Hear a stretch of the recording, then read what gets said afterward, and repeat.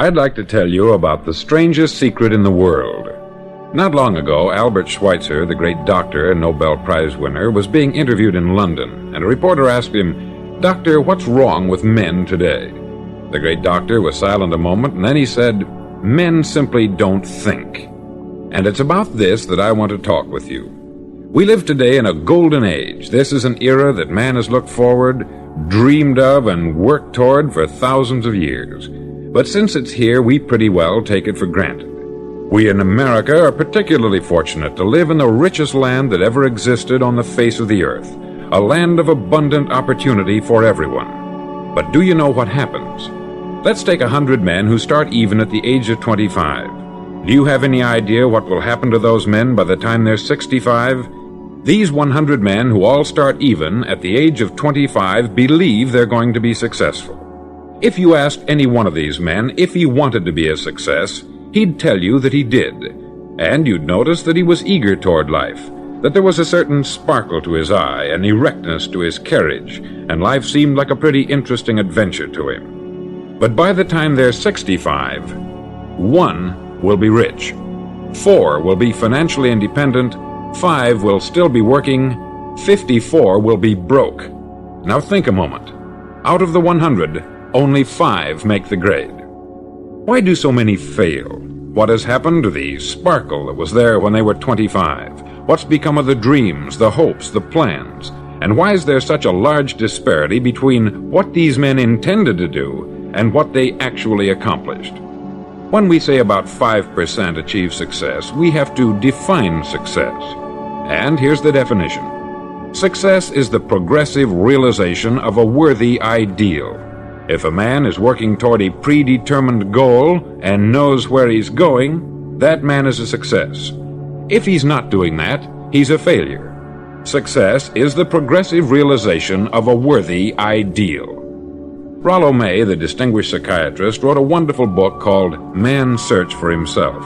And in this book he says, the opposite of courage in our society is not cowardice, it is conformity. And there you have the trouble today.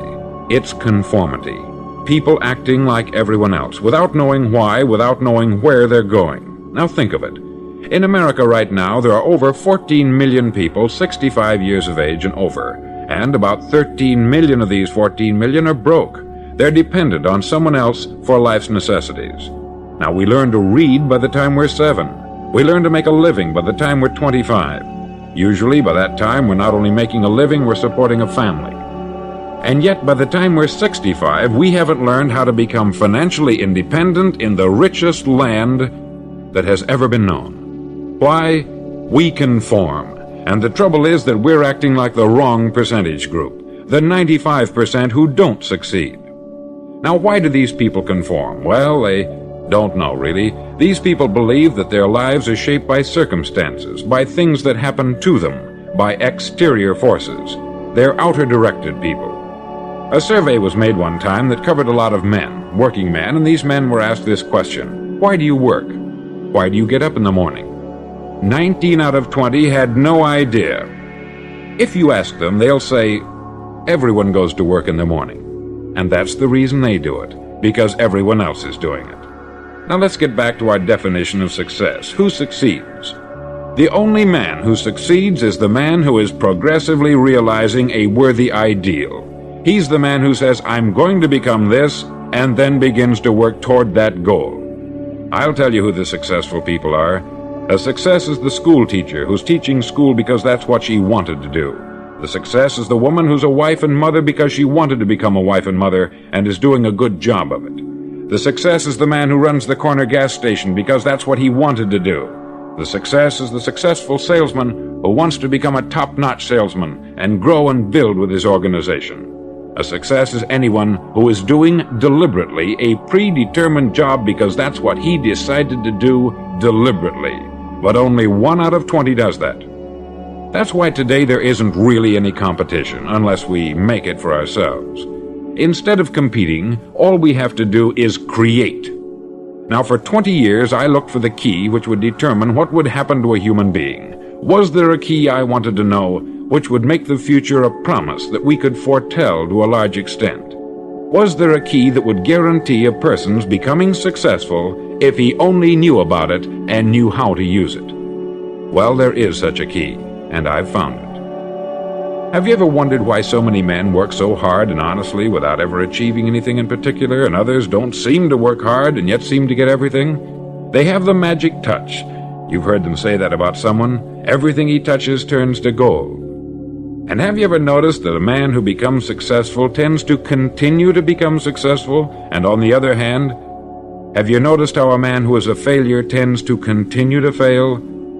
It's because of goals. Some of us have them, some don't. People with goals succeed because they know where they're going. Now think of a ship leaving a harbor, and think of it with the complete voyage mapped out and planned. The captain and crew know exactly where it's going and how long it will take. It has a definite goal. 9,999 times out of 10,000 it will get to where it started out to get.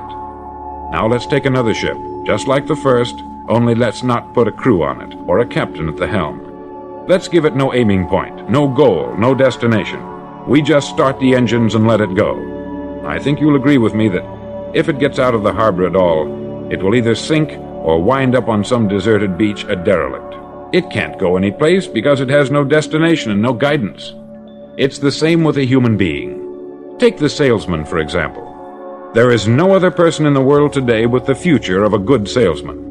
Selling is the world's highest paid profession, if we're good at it and if we know where we're going. Every company needs top-notch salesmen, and they reward those men. The sky is the limit for them. But how many can you find? Someone once said, "The human race is fixed, not to prevent the strong from winning, but to prevent the weak from losing." The American economy today can be likened to a convoy in time of war. The entire economy is slowed down to protect its weakest link, just as the convoy had to go at the speed that would permit its slowest vessel to remain in formation. That's why it's so easy to make a living today. It takes no particular brains or talent to make a living and support a family today. So we have a plateau of so-called security, if that's what a person's looking for. But we do have to decide how high above this plateau we want to aim for. Now let's get back to the strangest secret in the world, the story that I wanted to tell you today. Why do men with goals succeed in life, and men without them fail? Well, let me tell you something which, if you really understand it, will alter your life immediately. If you understand completely what I'm going to tell you from this moment on, your life will never be the same again. You'll suddenly find that good luck just seems to be attracted to you. The things you want just seem to fall in line. And from now on, you won't have the problems, the worries, the gnawing lump of anxiety that perhaps you've experienced before. Doubt, fear, well, they'll be things of the past. Here's the key to success, and the key to failure. We become what we think about. Now let me say that again. We become what we think about. Throughout all history, the great wise men and teachers, philosophers and prophets have disagreed with one another on many different things. It is only on this one point that they are in complete and unanimous agreement. Listen to what Marcus Aurelius, the great Roman emperor, said. He said, "A man's life is what his thoughts make of it." Disraeli said this, "Everything comes if a man will only wait. I have brought myself by long meditation to the conviction that a human being with a settled purpose must accomplish it, and that nothing can resist a will that will stake even existence for its fulfillment." Ralph Waldo Emerson said this, "A man is what he thinks about all day long." William James said, "The greatest discovery of my generation is that human beings can alter their lives by altering their attitudes of mind." And he also said, "We need only in cold blood act as if the thing in question were real, and it will become infallibly real by growing into such a connection with our life that it will become real. It will become so knit with habit and emotion that our interest in it will be those which characterize belief." He also said this, "If you only care enough for a result, you will almost certainly attain it. If you wish to be rich, you will be rich. If you wish to be learned, you will be learned. If you wish to be good, you will be good." Only you must then really wish these things, and wish them exclusively, and not wish at the same time 100 other incompatible things just as strongly. In the Bible you read, in Mark 9:23, "If thou canst believe, all things are possible to him that believeth." Dr. Norman Vincent Peale said this, "This is one of the greatest laws in the universe. Fervently do I wish I had discovered it as a very young man. It dawned upon me much later in life, and I found it to be one of the greatest, if not my greatest discovery, outside of my relationship to God. And the great law, briefly and simply stated, is that if you think in negative terms, you'll get negative results. If you think in positive terms, you will achieve positive results. That is the simple fact which is at the basis of an astonishing law of prosperity and success. In 3 words, believe and succeed." William Shakespeare put it this way, "Our doubts are traitors, and make us lose the good we oft might win, by fearing to attempt." George Bernard Shaw said, "People are always blaming their circumstances for what they are. I don't believe in circumstances. The people who get on in this world are the people who get up and look for the circumstances they want, and if they can't find them, make them."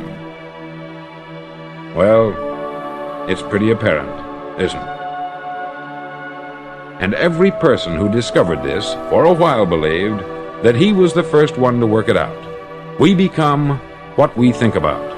Now it stands to reason that a person who's thinking about a concrete and worthwhile goal is going to reach it, because that's what he's thinking about. And we become what we think about. Conversely, the man who has no goal, who doesn't know where he's going, and whose thoughts must therefore be thoughts of confusion and anxiety and fear and worry, becomes what he thinks about. His life becomes one of frustration, fear, anxiety, and worry. And if he thinks about nothing, he becomes nothing. Now, how does it work? Why do we become what we think about? Well, I'll tell you how it works as far as we know. Now, to do this, I want to tell you about a situation that parallels the human mind. Suppose a farmer has some land, and it's good, fertile land. Now, the land gives the farmer a choice. He may plant in that land whatever he chooses. The land doesn't care. It's up to the farmer to make the decision. Now, remember, we're comparing the human mind with the land, because the mind, like the land, doesn't care what you plant in it. It will return what you plant, but it doesn't care what you plant. Now, let's say that the farmer has 2 seeds in his hand. One is a seed of corn, the other is nightshade, a deadly poison. He digs 2 little holes in the earth and he plants both seeds, one corn, the other nightshade. He covers up the holes, waters, and takes care of the land, and what will happen? Invariably, the land will return what is planted. As it's written in the Bible, "As ye sow, so shall ye reap." Remember, the land doesn't care. It will return poison in just as wonderful abundance as it will corn. So up come the 2 plants, one corn, one poison. Now, the human mind is far more fertile, far more incredible and mysterious than the land, but it works the same way. It doesn't care what we plant. Success, failure. A concrete, worthwhile goal, or confusion, misunderstanding, fear, anxiety, and so on. But what we plant, it will return to us. You see, the human mind is the last great unexplored continent on the earth. It contains riches beyond our wildest dreams. It will return anything we want to plant. Now you might say, well, if that's true, why don't people use their minds more? Well, I think they've figured out an answer to that too. Our mind comes as standard equipment at birth. It's free, and things that are given to us for nothing we place little value on. Things that we pay money for, we value. The paradox is that exactly the reverse is true. Everything that's really worthwhile in life came to us free. Our mind, our soul, our body, our hopes, our dreams, our ambitions, our intelligence, our love of family and children and friends. All these priceless possessions are free, but the things that cost us money are actually very cheap and can be replaced at any time. A good man can be completely wiped out and make another fortune. He can do that several times. Even if our home burns down, we can rebuild it, but the things we got for nothing, we can never replace. The human mind isn't used merely because we take it for granted. Familiarity breeds contempt. It can do any kind of job we assign to it, but generally speaking, we use it for little jobs instead of big important ones. Universities have proved that most of us are operating on about 10% of our abilities. Decide now. What is it you want? Plant your goal in your mind. It's the most important decision you ever make in your entire life. Do you want to be an outstanding salesman, a better worker at your particular job? Do you want to go places in your company, in your community? All you've got to do is plant that seed in your mind. Care for it. Work steadily toward your goal, and it will become a reality. It not only will, there's no way that it cannot. You see, that is a law, like the laws of Sir Isaac Newton, the laws of gravity. If you get on top of a building and jump off, you'll always go down. You'll never go up. And it's the same with all the other laws of nature. They always work. They're inflexible. Think about your goal in a relaxed, positive way. Picture yourself in your mind's eye as having already achieved this goal. See yourself doing the things you will be doing when you've reached your goal. Ours has been called the phenobarbital age, the age of ulcers and nervous breakdowns. At a time when medical research has raised us to a new plateau of good health and longevity, far too many of us worry ourselves into an early grave trying to cope with things in our own little personal ways, without learning a few great laws that will take care of everything for us. These things we bring on ourselves through our habitual way of thinking. Every one of us is the sum total of his own thoughts. He is where he is because that is exactly where he really wants to be, whether he'll admit that or not. Each of us must live off the fruit of his thoughts in the future, because what you think today and tomorrow, next month and next year, will mold your life and determine your future. You're guided by your mind. I remember one time I was driving through Arizona and I saw one of those giant earth-moving machines roaring along the road at about 35 miles an hour with what looked like 20 tons of dirt in it, a tremendous, incredible machine, and there was a little man perched way up on top with the wheel in his hands guiding it. And as I drove along, I was struck by the similarity of that machine to the human mind. Just suppose you're sitting at the controls of such a vast source of energy. Are you going to sit back and fold your arms and let it run itself into a ditch? Or are you going to keep both hands firmly on the wheel and control and direct this power to a specific, worthwhile purpose? It's up to you. You're in the driver's seat. You see, the very law that gives us success is a two-edged sword. We must control our thinking. The same rule that can lead a man to a life of success, wealth, happiness, and all the things he's ever dreamed of for himself and his family, that very same law can lead him into the gutter. It's all in how he uses it, for good or for bad. This is the strangest secret in the world. Now, why do I say it's strange, and why do I call it a secret? Actually, it isn't a secret at all. It was first promulgated by some of the earliest wise men, and it appears again and again throughout the Bible. But very few people have learned it, understand it. That's why it's strange, and why, for some equally strange reason, it virtually remains a secret. I believe that you could go out and walk down the main street of your town and ask one man after another what the secret of success is, and you probably wouldn't run into one man in a month who could tell you. Now, this information is enormously valuable to us if we really understand it and apply it. It's valuable to us not only for our own lives, but the lives of those around us, our family, employees, associates, and friends. Life should be an exciting adventure. It should never be a bore. A man should live fully, be alive. He should be glad to get out of bed in the morning. He should be doing a job he likes to do because he does it well. One time I heard Grove Patterson make a speech, the editor-in-chief of the Toledo Daily Blade, and as he concluded his speech, he said something that I've never forgotten. He said something like this: "My years in the newspaper business have convinced me of several things, among them that people are basically good, and that we came from someplace, and we're going someplace. So we should make our time here an exciting adventure. The architect of the universe didn't build a stairway leading nowhere. And the greatest teacher of all, the carpenter from the plains of Galilee, gave us the secret time and time again. As ye believe, so shall it be done unto you." I've explained the strangest secret in the world and how it works. Now I want to explain how you can prove to yourself the enormous returns possible in your own life by putting this secret to a practical test.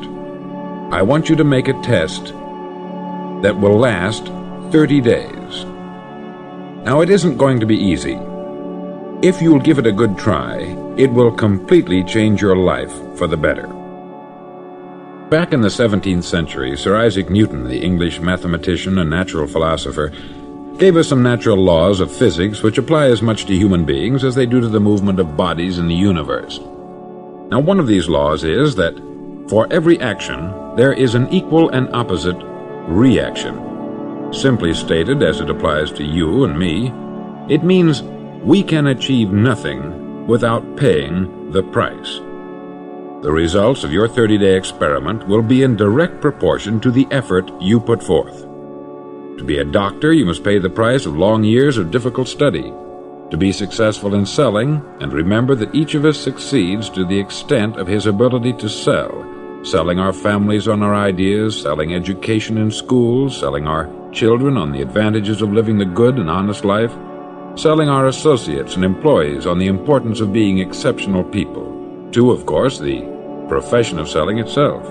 But to be successful in selling our way to the good life, we must be willing to pay the price. Now, what is that price? Well, it's many things. First, it's understanding emotionally, as well as intellectually, that we literally become what we think about, that we must control our thoughts if we're to control our lives. It's understanding fully that, as ye sow, so shall ye reap. Secondly, it's cutting away all the fetters from the mind and permitting it to soar as it was divinely designed to do. It's the realization that your limitations are self-imposed and that the opportunities for you today are enormous beyond belief. It's rising above narrow-minded pettiness and prejudice. Thirdly, to use all your courage to force yourself to think positively on your own problem, to set a definite and clearly defined goal for yourself, to let your marvelous mind think about your goal from all possible angles, to let your imagination speculate freely upon many different possible solutions, to refuse to believe there are any circumstances sufficiently strong to defeat you in the accomplishment of your purpose, to act promptly and decisively when your course is clear, and to keep constantly aware of the fact that you are, at this moment, standing in the middle of your own acre of diamonds, as Russell Conwell used to point out. Fourth, save at least 10% of what you earn. It's also remembering that no matter what your present job, it has enormous possibilities if you're willing to pay the price. Important points in the price each of us must pay to achieve the wonderful life that can be ours. It is, of course, worth any price. 1. You will become what you think about. 2. Remember the word imagination. Let your mind soar. 3. Courage. Concentrate on your goal every day. 4. Save 10% of what you earn. And action. Ideas are worthless unless we act on them. Now I'll try to outline the 30-day test I want you to make. Now keep in mind that you have nothing to lose by making this test, and everything you could possibly want to gain.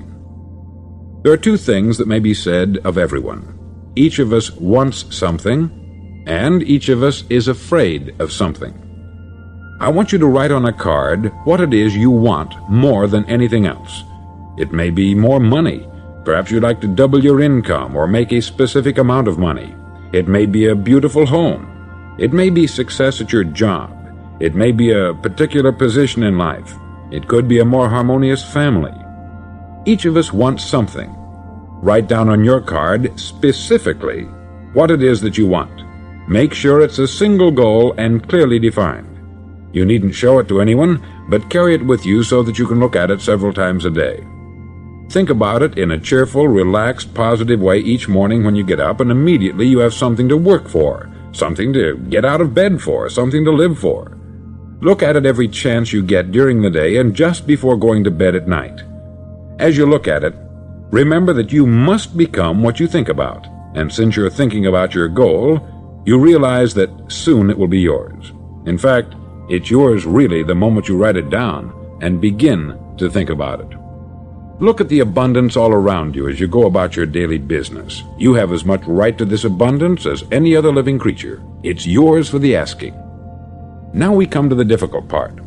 Difficult because it means the formation of what is probably a brand new habit, and new habits are not easily formed. Once formed, however, it'll follow you for the rest of your life. Stop thinking about what it is you fear. Each time a fearful or negative thought comes into your consciousness, replace it with a mental picture of your positive and worthwhile goal. There will come times when you will feel like giving up. It's easier for a human being to think negatively than positively. That's why only 5% is successful. You must begin now to place yourself in that group. For 30 days, you must take control of your mind. It will think only about what you permit it to think. Each day for this 30-day test, do more than you have to do. In addition to maintaining a cheerful, positive outlook, give of yourself more than you've ever done before.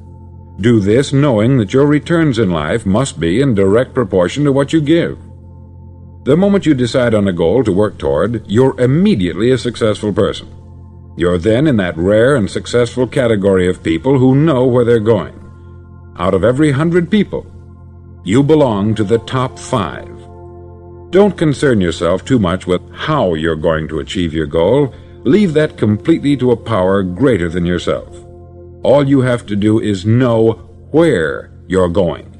The answers will come to you of their own accord. Remember these words from the Sermon on the Mount, and remember them well. Keep them constantly before you this month of your test. Ask, and it shall be given you. Seek, and ye shall find. Knock, and it shall be opened unto you.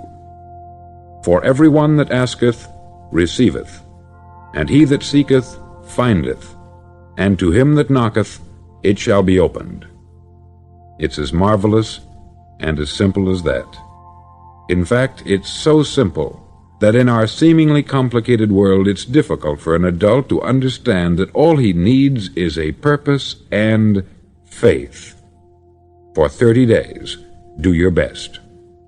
If you're a salesman, go at it as you've never done before, not in hectic fashion, but with the calm, cheerful assurance that time well spent will give you the abundance in return you deserve and want. No matter what your job, do it as you've never done it before for 30 days. And if you've kept your goal before you every day, you'll wonder and marvel at this new life you've found. Dorothea Brand, outstanding editor and writer, discovered it for herself and tells about it in her fine book, Wake Up and Live. Her entire philosophy is reduced to the words, act as though it were impossible to fail.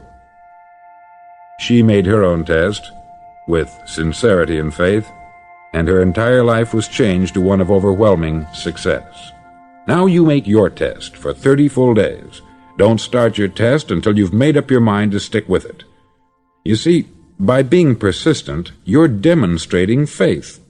Persistence is simply another word for faith. If you didn't have faith, you would never persist.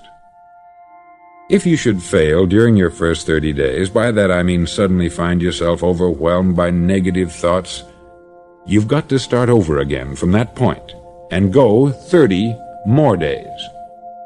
Gradually your new habit will form until you find yourself one of that wonderful minority to whom virtually nothing is impossible.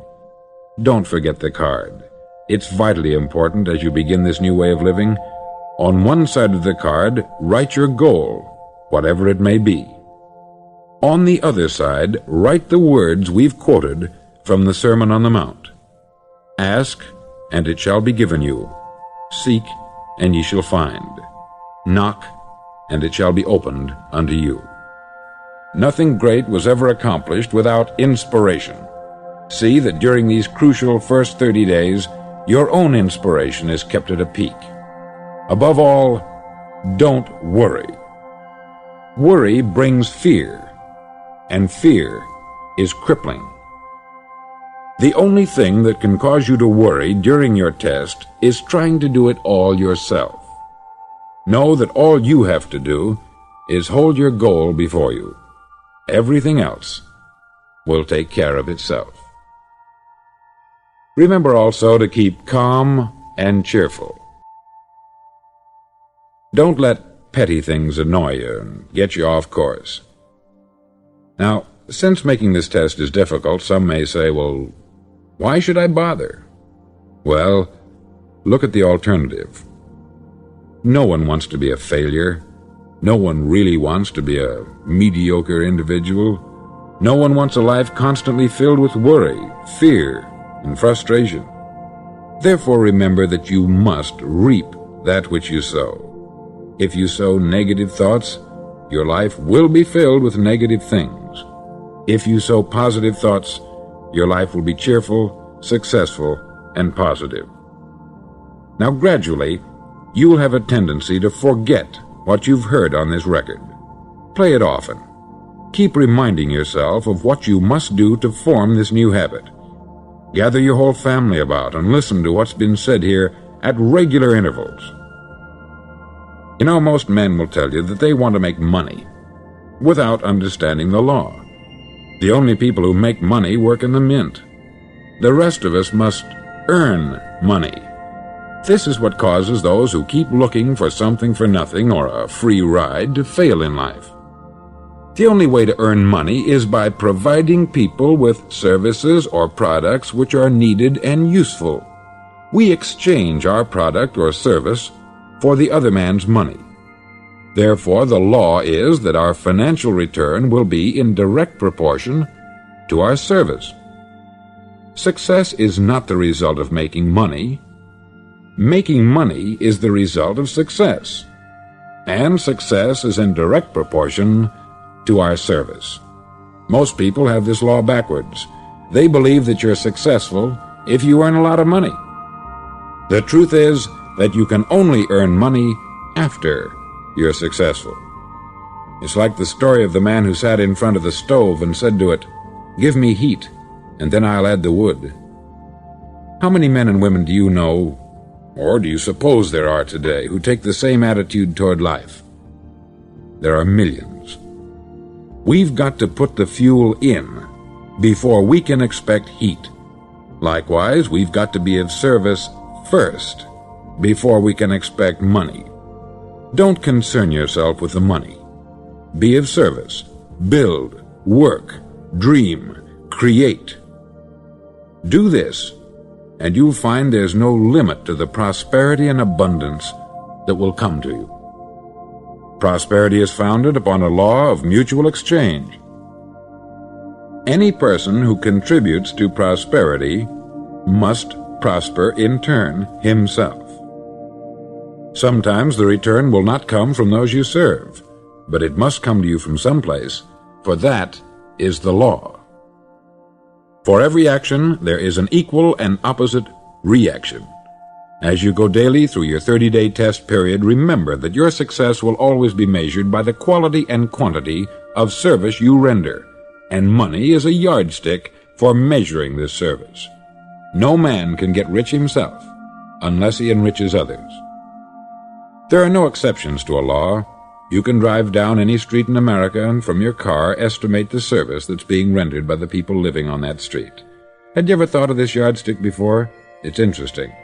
Some, like ministers and priests and other devoted people, measure their returns in the realm of the spiritual, but again, their returns are equal to their service. Once this law is fully understood, any thinking person can tell his own fortune. If he wants more, he must be of more service to those from whom he receives his return. If he wants less, he has only to reduce this service. This is the price you must pay for what you want. If you believe you can enrich yourself by deluding others, you can only end by deluding yourself. It may take some time, but just as surely as you breathe, you'll get back what you put out. Don't ever make the mistake of thinking you can avert this. It's impossible. The prisons, and the streets where the lonely walk are filled with people who tried to make new laws just for themselves. We may avoid the laws of man, but there are greater laws that cannot be broken.